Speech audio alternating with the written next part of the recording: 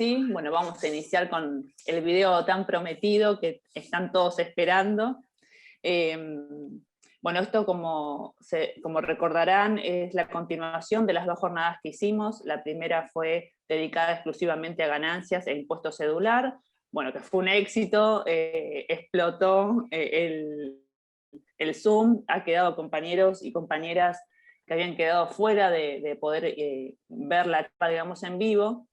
Después por eso tuvimos la precaución de que junto con prensa pudimos subir al canal de YouTube la charla que hicimos con Cristina Mansilla, a quien tenemos aquí respondiendo las preguntas que quedaron pendientes.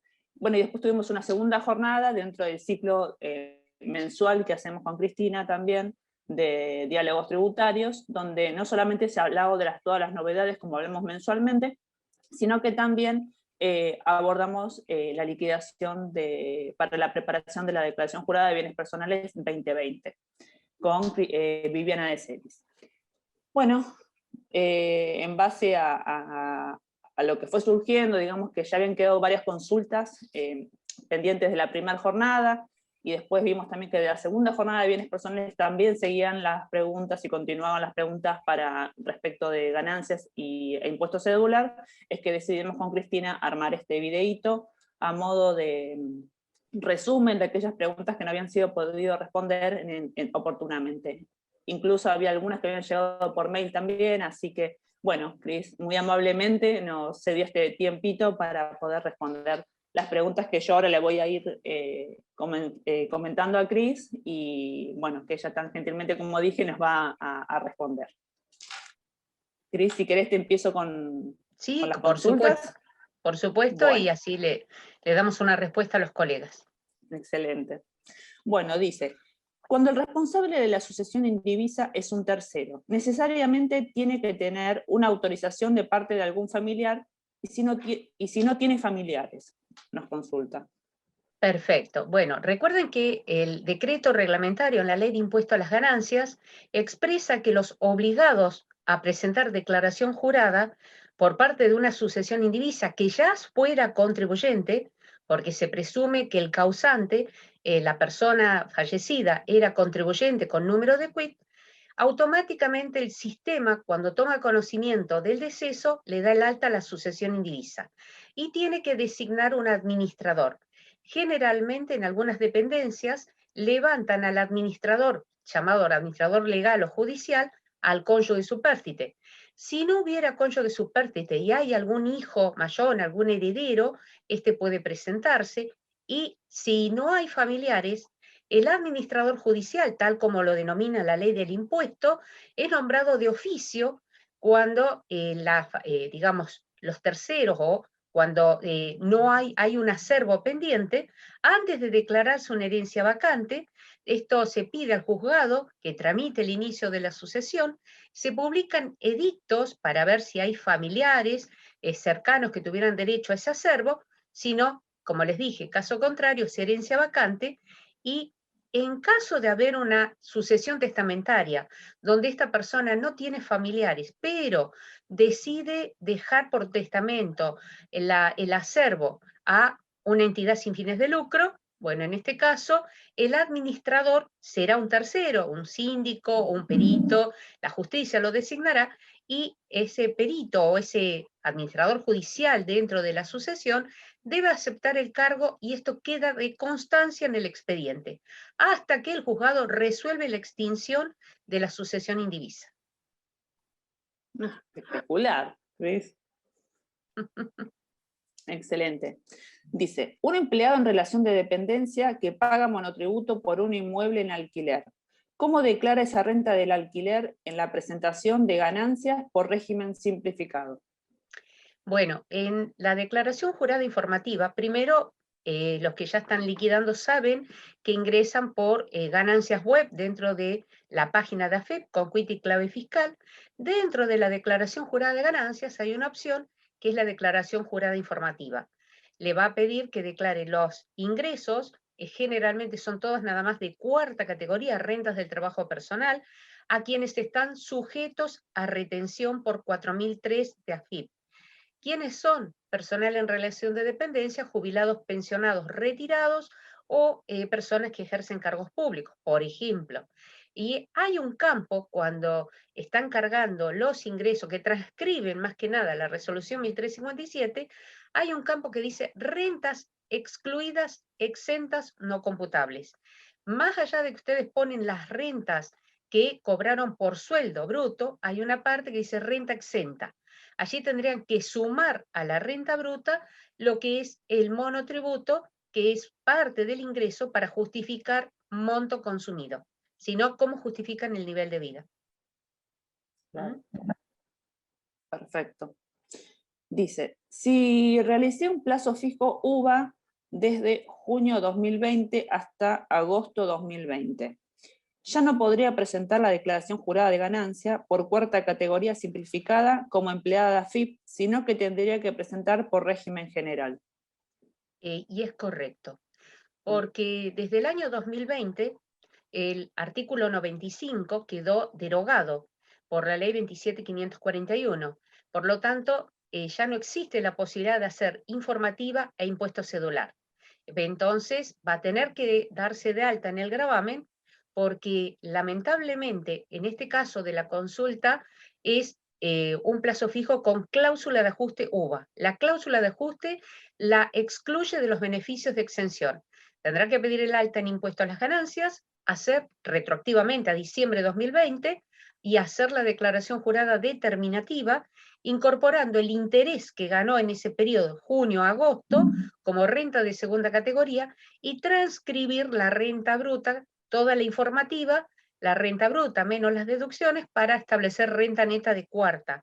Y algo importante, no olvidar que tiene que determinar monto consumido, con lo cual tendrá que tomar, de acuerdo a la Resolución General 2527, la evaluación del activo y pasivo.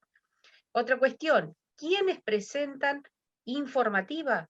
Aquellos contribuyentes que hubieran sido sujetos a retención y que la renta bruta anual no supere, o supere, mejor dicho, en el año 2020, 2,5 millones. Esto se cambió recientemente, 2,5 millones bruto. ¿Qué significa renta bruta? Hoy lo describe el decreto reglamentario. Rentas exentas, no alcanzadas y grabadas. Con lo cual, si usted trabaja en relación de dependencia y tuvo algún ingreso por monotributo, más este plazo fijo UVA, recuerde que la renta excluida, que sería monotributo, formará parte del monto consumido. Excelente. Acá, la enajenación de títulos o bonos durante el periodo 2020, ya sea en pesos o dólares, ¿se declara en el impuesto cedular? Bien, aquí esta pregunta queda bastante abierta porque depende. Lo primero que tienen que definir es si ese título o bono, que generalmente es así, cotiza en mercado de valores. Por supuesto que no desconocemos que hay algunos privados.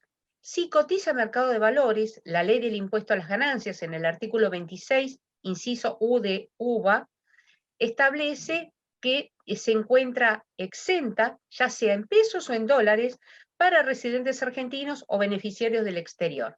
Ahora, si se tratara de un título bono que no cotiza en mercado de valores, queda grabado por impuesto cedular, artículo 98.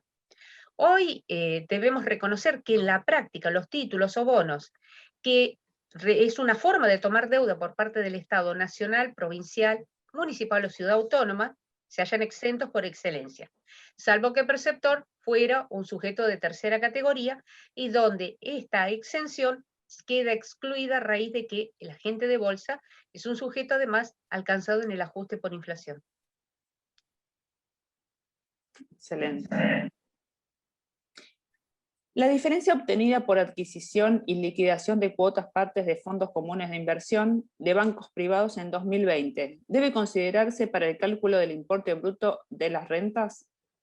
Sí, porque forma parte del concepto, ya que, y un agregado, la ley 24.083, que es la que define el tratamiento impositivo y el alcance de los fondos comunes de inversión, y es donde me dice cuándo son abiertos, cuándo son cerrados, recuerden que los abiertos, ¿sí?, se encuentran exentos por excelencia, tanto el rendimiento como el resultado de la compra-venta de la cuota.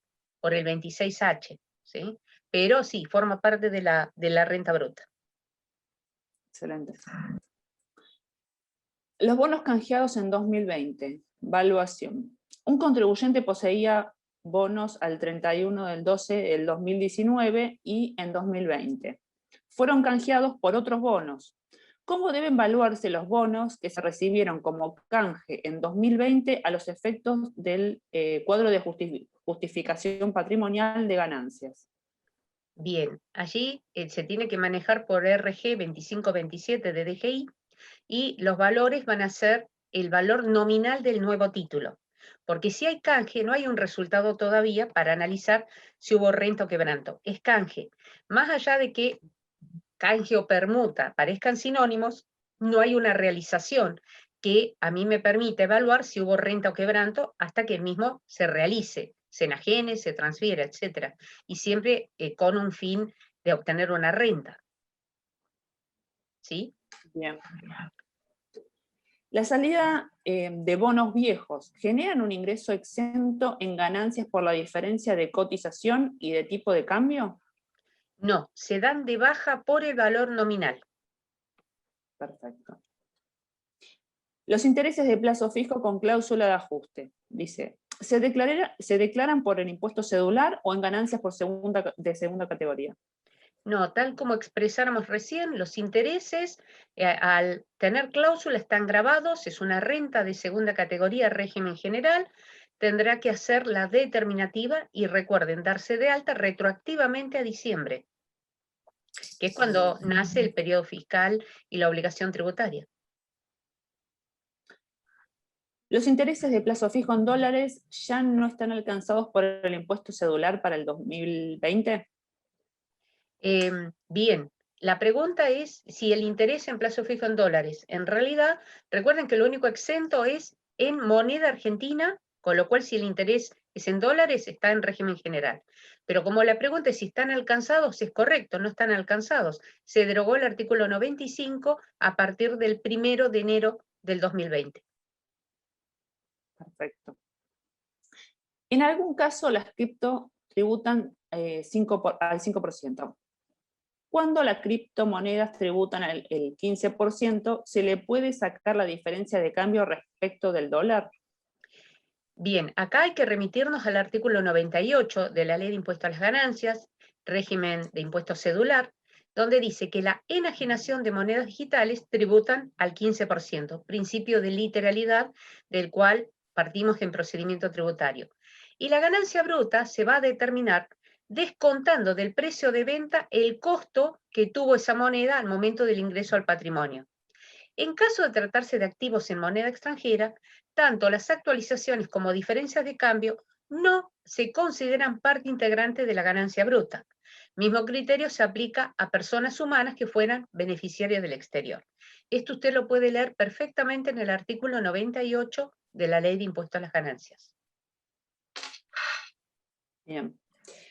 Aquellos rendimientos de activos financieros que no quedan exentos porque no cumplen las condiciones del artículo 26, inciso U, de UVA, de la Ley de Impuestos a las Ganancias. ¿Cómo tributan? Y allí, para, digamos, hacer una respuesta integral, solo quedan excluidos fuera de la exención aquellos sujetos que obtienen renta de tercera categoría y que están alcanzados en el ajuste por inflación, como empresas unipersonales, actividad de comisionista, rematador consignatario y cualquier otro auxiliar que no tribute por cuarta categoría. Es decir, por este tipo de rentas tributarán en segunda dentro del régimen general. Recuerden, rendimientos era artículo 95 derogado para el 2020. Bien. Consulta. Una persona humana residente argentina que posee cuenta en un banco en el extranjero, en donde cobra rentas por inversiones en acciones. ¿Se debe considerar como renta de fuente extranjera? Sí, la respuesta la va a encontrar en el artículo 137 de la Ley de Impuesto a las Ganancias, cuando es el título que define todo lo que es renta de fuente extranjera, porque estaría percibiendo un dividendo o resultado proveniente de compra-venta de activos financieros. Por eso es una renta financiera de segunda categoría. Bien. Una persona física residente recibe ingresos por intereses o venta de títulos en el exterior. ¿Es renta de segunda o es impuesto cedular? Primero, si esta persona humana percibe ingresos, por más que sea residente argentino, percibe ingresos por intereses, es renta de fuente extranjera, tributa por segunda categoría a la tasa general. Sin embargo, si la renta es por enajenación de títulos, y cuando digo tasa general, se suma la tasa progresiva del artículo 94, pero si es renta por enajenación de títulos, cuando dice venta, tributa por fuente extranjera y allí, después de la tabla del artículo 94, hay una tasa diferencial del 15%. Bien. Los intereses de plazos fijos en pesos no generan impuestos. ¿Se debe presentar la declaración jurada de impuesto cedular del periodo 2020? Bien, los intereses de plazo fijo en pesos, como dijimos, están exentos siempre que sean colocados en entidades financieras y que no tengan cláusula de ajuste. ¿Qué pasa? Si bien en 2020 no existe más impuesto cedular y esto está exento, formaría parte de las rentas exentas o no computables. Por lo tanto, este interés no obliga a presentar cedular, salvo que, y acá cuidado, usted hubiera estado inscrito en impuesto cedular desde el 2018, 2019 y no haya solicitado la baja, presente la declaración jurada sin movimiento y pida la baja para evitar la multa automática. Pero recuerde, este plazo fijo en pesos, exento y es renta no computable, exenta en ese campo de cuarta categoría. Excelente. Dice, caución bursátil para el 2019 y 2020.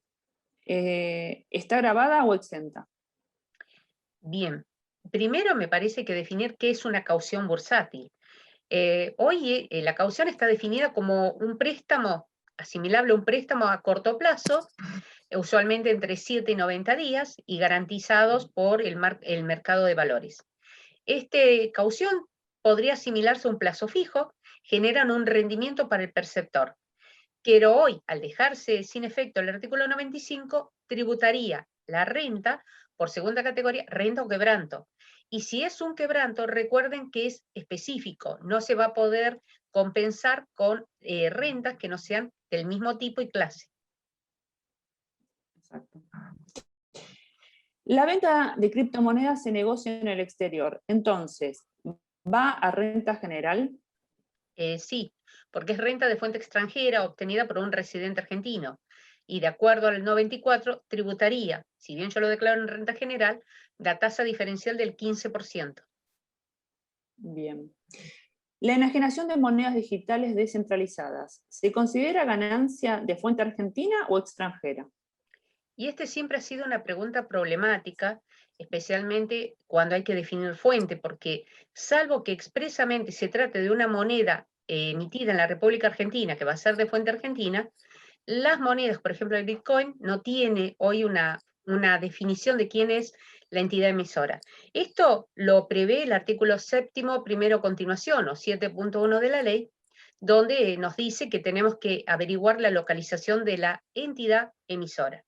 Sin embargo, la doctrina especializada en la materia sostiene que dependiendo de la billetera se determina la fuente. Y si ambos estuvieran radicados en Argentina, es fuente argentina. Porque esto de la descentralización no tiene nada que ver con el vender adentro o afuera del país. ¿Sí? Bien, clarísimo.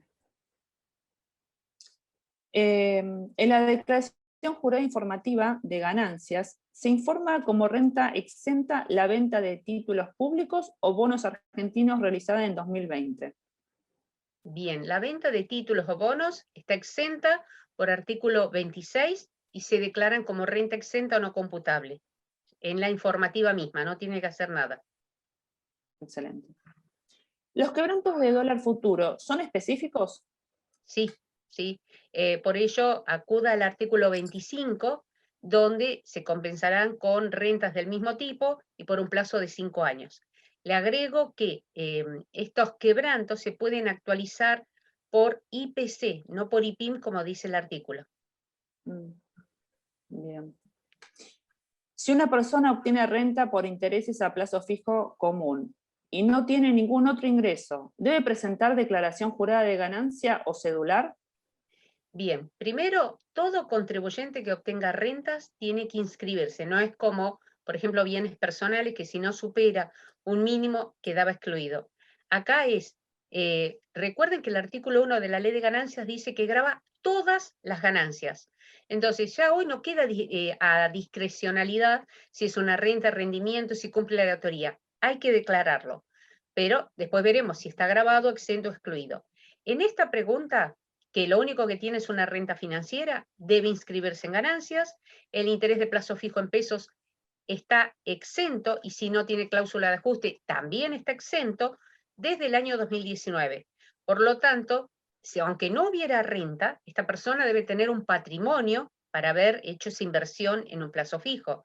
Tiene que declarar el patrimonio activo menos pasivo y esto va a permitir justificar el monto consumido. Pero no ingresa renta por régimen general ni cedular, pero tiene que hacer la declaración jurada. Bien. Los intereses de un plazo fijo en pesos, sin cláusula de ajuste, realizado por una persona física, empresa unipersonal, ¿están alcanzados como renta de tercera categoría o estarían exentos? Bien, acá nos tenemos que remitir al artículo 108 de la Ley de Impuesto a las Ganancias, es el que nos define evaluación en ajuste por inflación impositivo, y este 108 en el inciso A expresamente excluye, deja fuera de la exención a este tipo de rentas cuando el origen, es decir, el contribuyente solamente obtiene renta de tercera, fuera actividad empresaria, por lo tanto grabadas con ganancias. Muy bien. Si un trabajador en relación de dependencia tuvo un plazo fijo ajustado UVA por un mes del 2020, o si hizo un plazo fijo en dólares, ¿tiene que presentar la declaración jurada por el régimen general?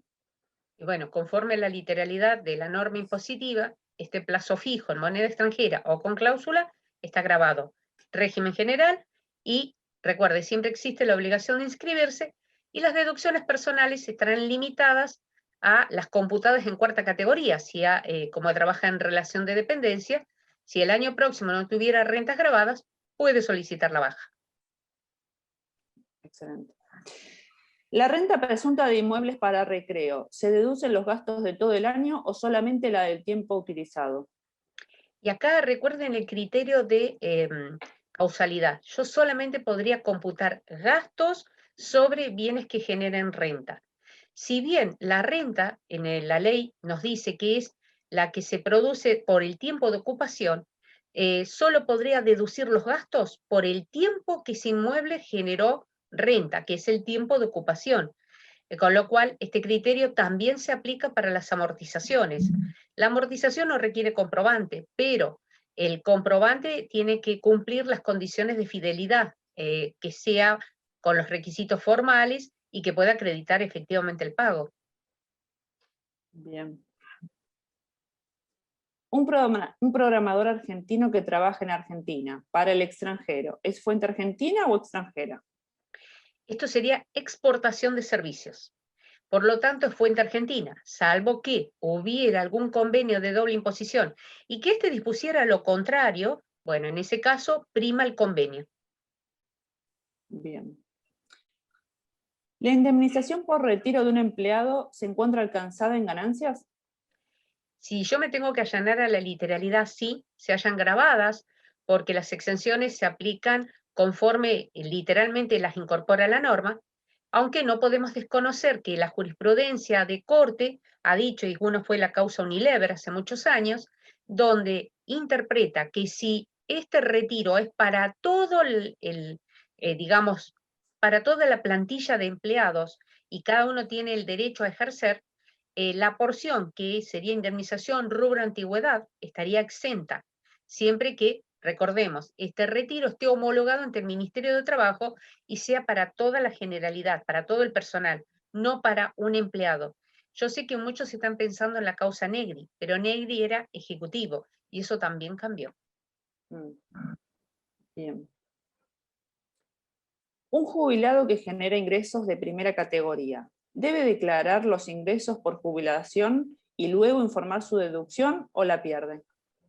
Y aquí, desde el momento que obtiene rentas de primera categoría, así fuera por renta general o por monotributo, donde no paga el componente previsional, el que paga únicamente el impositivo, el previsional no lo paga porque es locación de inmuebles, pierde la deducción de las 6 veces del haber mínimo garantizado, que para el año 2020 anda en 1.058.000 aproximadamente, ya está tabulado, o sea que no se preocupen cuando hacen su declaración jurada, porque habría ingresos distintos de la relación laboral como jubilado. Esto es una disposición de la norma en el artículo 23, con lo cual solamente al tener declarado rentas de primera categoría podrá computar las 3,8 veces del incremento del mínimo no imponible del artículo 30C. Bien, Cris. Un empleado en relación de dependencia que figura inscripto en ganancias. Años anteriores presentó por régimen simplificado. ¿Se puede presentar por simplificado o podría caerle multas para los años anteriores también por no usar el régimen general? Y acá es probable que le apliquen multa automática, porque desde el momento que está inscrito, la obligación de presentar, como les decía recién en impuesto cedular, existe. Por lo tanto, ¿qué puedo decirles? Que ante un requerimiento tendría que presentar el descargo de que por falta de intencionalidad presentó las declaraciones juradas por régimen informativo, erróneamente. Pero no es que hubo omisión, habría un error formal. Entonces podría pedir al juez administrativo una reducción de sanciones y acompañar las declaraciones del régimen simplificado porque no le dieron a pagar, y si lo quiere salvar a la multa, presente las rectificativas o presente las declaraciones juradas por régimen general en original.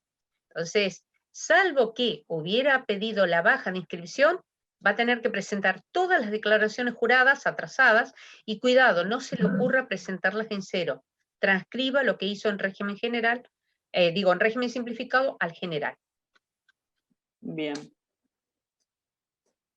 Mi empleada de casas particulares tiene su quit inactiva y no me permite, SIRADIC trabajador, deducir la remuneración pagada y las contribuciones. ¿Cómo debo proceder? ¿Debería ser ajeno a la deducción de SIRADIC trabajador la situación de la empleada frente a los impuestos como independiente?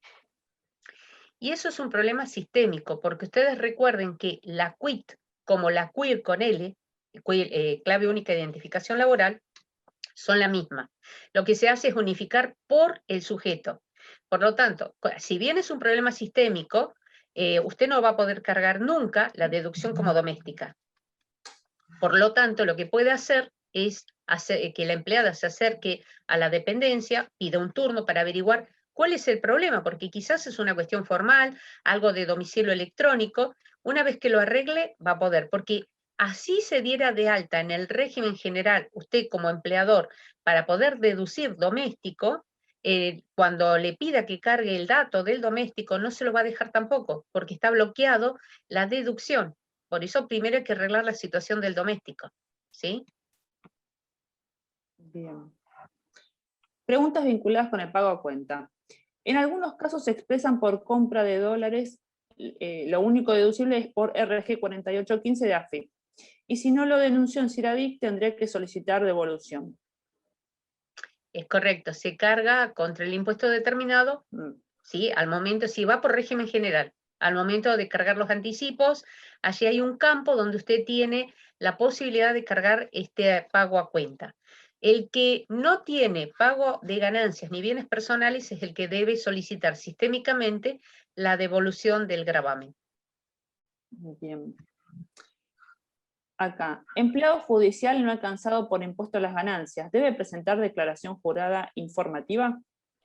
Miren, desde el año 2016, que hubo una modificación importante y donde a partir del 1 de enero de 2017, todo nombramiento de un funcionario implica que tiene que dar alcanzado por las retenciones de impuestos a las ganancias, hay una ID publicado en el ABC de preguntas y respuestas, donde cuando ese empleado, por más que no esté alcanzado por ganancias, los ingresos brutos para el año 2020 superaran 2,5 millones, tiene la obligación de presentar declaraciones juradas.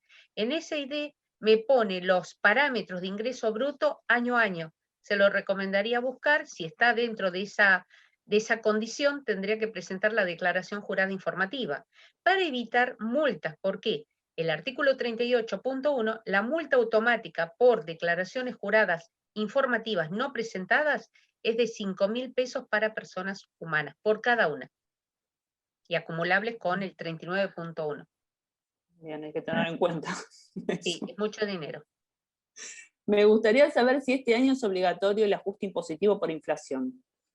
Y mire, mientras siga vigente el artículo 105 y siguientes, siempre que usted sea un sujeto que obtiene rentas de tercera categoría dentro de los incisos que el artículo 105 dispone, que decir, porque estamos hablando de un sujeto, por ejemplo, comisionista, empresa unipersonal, un integrante de sociedades, tendrá la obligación de presentar la declaración jurada ajustada por inflación, aunque no lleve balance, que es el caso de las sociedades de hecho, y recuerden que desde el 2018 se aplica para la actualización el IPC y se prorrateaba en 3 veces. A partir del 2020 se aplica IPC y se prorratea en 6 veces. Pero ¿cuál era la condición para el 2020? Que el IPC supere el 15%. Y en esta oportunidad superó ampliamente ese 15% requerido. Brillante. Un empleado en relación de dependencia en su declaración jurada anual está en la escala máxima del 35% y es jubilado del Consejo Profesional de la Provincia de Buenos Aires, como una jubilación de 20.000 pesos mensuales. ¿Cómo lo declaran en el CIRADIC? Y también pregunta, ¿y paga el 35% sobre ese monto? Bueno, esto es igual que una jubilación, una pensión o, si quieren, las pensiones honoríficas para veteranos de Malvinas. Todos los meses tendrá que declarar en CIRADIC dentro del campo pluriempleo. Allí cargará el quit del consejo, que es quien le paga, o en otros casos cargan el quit de ANSES, discriminando los ingresos de las deducciones que surgen del recibo de sueldo. Con lo cual, si usted tiene ingresos, en este caso, como relación de dependencia, se van a sumar a sus ingresos y se va a aplicar la tabla del artículo 94. Y allí depende de cuál es el rango de renta neta, es la tasa. Si está arriba de la tasa máxima, claro que va a ser el 35%, pero no es directo, porque si usted va al artículo 94, hay una porción que es fija más un 35% sobre un excedente. Hoy por hoy, sinceramente, haciendo cálculos así grosso modo, y andamos casi en un 40% en la última escalón del artículo 94. Bien, otra pregunta. ¿Los bienes del hogar, debo llevarlos a ganancia en la parte de bienes? No, porque bienes del hogar es una presunción de tipo absoluta, pero se aplica únicamente a bienes personales. Y en ganancias, los bienes se evalúan por RG 2527 DGI. No confundan, porque si no, están generando un incremento patrimonial no justificado. Bien. ¿Cómo sé si un bono cotiza en mercado de valores argentino? Dice perdón. ¿Cómo sé si un bono cotiza en mercado de valores argentinos? ¿Dice canje ley extranjera? Eh, Mira, como decimos siempre, los bonos generalmente son deuda que toma el Estado. Por lo tanto, siempre, para evitar cualquier tipo de disquisición, se recomienda verificar la pizarra de la bolsa que se publica a diario. Ahí vas a saber si cotiza o no en mercado de valores. Excelente. Y última pregunta, que ya se termina. Si tengo bonos República Argentina, que en el mes de agosto fueron canjeados por otro bono al 42%, y le dieron un bonus track, la pérdida por el canje, ¿dónde se refleja? Bien, como expresamos en una pregunta de otro colega, el canje no genera renta o quebranto siempre que ingresa por el valor nominal. Pero como en este caso le entregaron un bonus track, habría que analizar el tratamiento del bono recibido y allí veremos sobre ese bono si hay algún rendimiento o alguna diferencia de valor que puede impactar en la declaración. Bueno, Cris, excelente, súper completas las Muchas gracias. respuestas. Yo creo que el público, como siempre, va a estar súper agradecido. nunca decepcionás con la calidad de tu conocimiento, Cris, de verdad. Yo te súper agradezco, sé que los compañeros y las compañías también van a estar súper agradecidos. El sindicato, AEFIP, está siempre agradecido a tu colaboración. Así que bueno, de verdad muchísimas gracias, Cris. No, muchísimas gracias a ustedes y como siempre, esperamos que todo esto sirva y que haga un aporte, lo cual creo que lo que pretendemos todos los que hacemos esto por la Secretaría, donde nuestra idea es colaborar y brindar parte de los conocimientos adquiridos a lo largo de lo que es la capacitación y especialmente cuando nos gusta enseñar, no hay nada mejor que comunicar lo que uno aprende. Seguro, seguro. Bueno, y los esperamos para el mes que viene en agosto para el próximo Diálogos Tributarios. Y allí les adelanto como novedad, se va a tratar dentro de los temas el nuevo régimen de inclusión social sumado a un desarrollo, porque ya está reglamentado, de la ley de alivio fiscal, porque se volvió algo que nació en 1998 como simple, muy simple, a raíz de tratar de evitar la evasión, se ha convertido en complicado, a lo que se sumó la hoy pandemia en la cual estamos atravesando y que ha generado muchísimas crisis en distintos sectores productivos, por eso todas estas reformas. Así que vamos a tener una experta conversando sobre el tema. Como siempre, siempre a altos niveles de profesionales. Bueno, Cris, 1.000.000 de gracias y bueno, después te cuento qué repercusiones tuvimos. Muy bien, muchísimas gracias. Buenas tardes. Gracias, Cris.